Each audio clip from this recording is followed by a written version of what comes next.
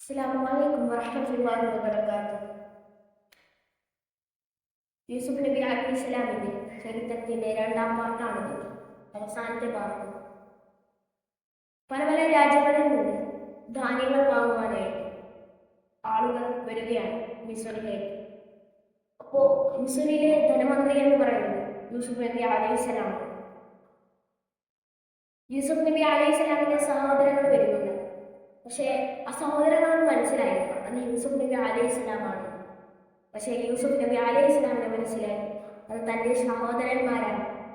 അപ്പോൾ അവർക്ക് ധാന്യങ്ങളെല്ലാം നൽകിയത് ബിനിയാമിൻ, അതായത് യൂസുഫ് നബി അലൈഹിസ്സലാമിന്റെ ഇളയ സഹോദരൻ, ആ വ്യക്തിയുടെ സഞ്ചിയിലേക്ക് ഈ അളക്കുന്ന പാത്രം വേണം.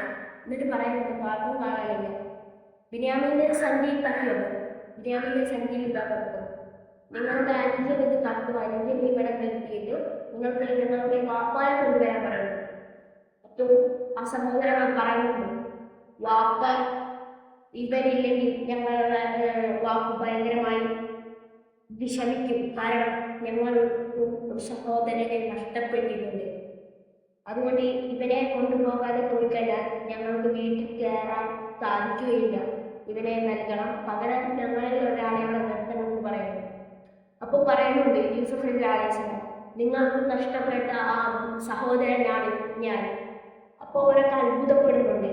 എന്നിട്ട് പറയുന്നുണ്ട്, നിങ്ങൾ വിഷമിക്കേണ്ടതില്ല, എൻ്റെ ഈ വസ്ത്രം നൽകുന്നുണ്ട്. യൂസുഫ് നബി അലൈഹിസ്സലാമിൻ്റെ വസ്ത്രം നൽകിക്കൊണ്ട് പറയുന്നുണ്ട്, ഈ വസ്ത്രം വാപ്പാക്ക് നൽകിയാൽ മതി, വാപ്പാക്ക് എല്ലാം മനസ്സിലായിക്കൊള്ളും എന്ന് പറയുന്നുണ്ട്. സഹോദരന്മാർ സ്വന്തം നാട്ടിലേക്ക് പോകുമ്പോൾ വസ്ത്രം വാപ്പാടെ അടുത്തെത്തുന്നതിനെ മുൻപ് ആ സുഗന്ധം അടിച്ച് തൻ്റെ മകൻ്റെ സുഗന്ധമാണെന്നത് മനസ്സിലാക്കുന്നുണ്ട്. വാപ്പായോട് കാര്യങ്ങളെല്ലാം പറയുന്നുണ്ട്. വാപ്പാടെ കാഴ്ച നഷ്ടപ്പെട്ടിരുന്നുണ്ട്. മോനെ തിരിച്ചു കിട്ടിയെന്ന് അറിഞ്ഞപ്പോൾ സന്തോഷത്തോടുകൂടി വാപ്പാടെ കാഴ്ചശക്തി വീണ്ടും തിരിച്ചു കിട്ടിയതായിട്ട് നാം ചരിത്രങ്ങളിൽ കാണാൻ സാധിക്കുന്നുണ്ട്. എന്നിട്ട് വാപ്പാനെ കൊണ്ട് യൂസുഫ് നബി അലൈഹിസ്സലാമിന്റെ അടുത്തേക്ക് സഹോദരങ്ങൾ ചെല്ലുന്നുണ്ട്. അവരെന്നിട്ട് അവിടെ സന്തോഷത്തോടു കൂടെ ജീവിക്കുന്നുണ്ട്. അപ്പോൾ നമ്മൾ ഇവിടെ മനസ്സിലാക്കേണ്ടത്, ഏതൊരു സാഹചര്യത്തിലും നമ്മൾ ഒരിക്കലും കൈവിടേണ്ടതായിട്ടില്ല. അത് നമുക്ക് തിരിച്ചു കിട്ടും എന്നുള്ള പ്രതീക്ഷ നമ്മൾക്ക് എപ്പോഴും ഉണ്ടാവേണ്ടതാണ്. ഇനിയും ഇതുപോലുള്ള ഇൻട്രസ്റ്റിംഗ് ചരിത്രങ്ങളുമായി വീണ്ടും കാണാം. അസ്സലാമു അലൈക്കും.